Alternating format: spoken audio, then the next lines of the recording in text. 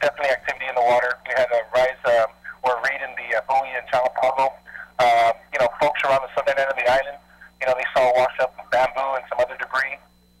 So again, we just need to take heed of, these warnings that are issued by Pacific Tsunami Warning Center and the protective action that's by the local government. Office of Civil Defense Administrator Chuck Addett says they are in the progress of identifying their strengths and weaknesses based on the response from local authorities to last week's tsunami warning generated from the earthquake in Japan. While an obvious problem was the constant drop with cell phone calls, Addett says their preliminary assessment shows some challenges. Every single time we do a training exercise or engage in a world event, the first corrective action always identifies communications, whether it be internally or externally. It's always a challenge, and that's something that every jurisdiction faces and strives to improve. Now, part of that communication challenge, Addett admits, was due to the lack of sirens available to the community. He says the Navy was able to provide some assistance for small portions of the island and admits that the rest of these sirens will not be ready until this summer.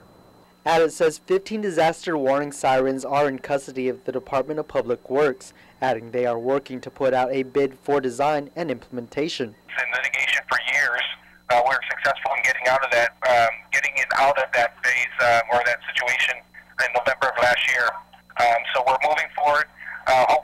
We hope to get it done by the summer of this year.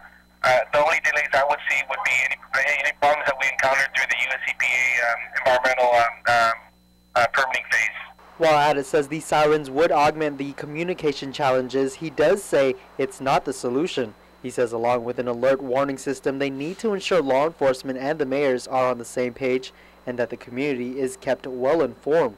Addett is currently on his way to American Samoa to attend a 3-day session with the Pacific Tsunami Working Group, the same place a tsunami struck after a major earthquake in Chile in 2009. What we plan to gain in American Samoa is additional modeling for Guam. Currently there's 3 different maps that we use. We're trying to get 3 more developed for Guam. In addition to that, some other aids some products specific to Guam out of the Pacific Tsunami Warning Center. Upon my return, we'll be conducting the formal hot wash with all the stakeholders.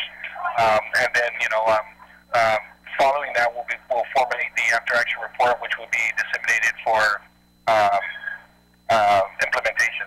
Meantime, Addett says experts with the U.S. Homeland Security Training Consortium will be on island at the end of the month.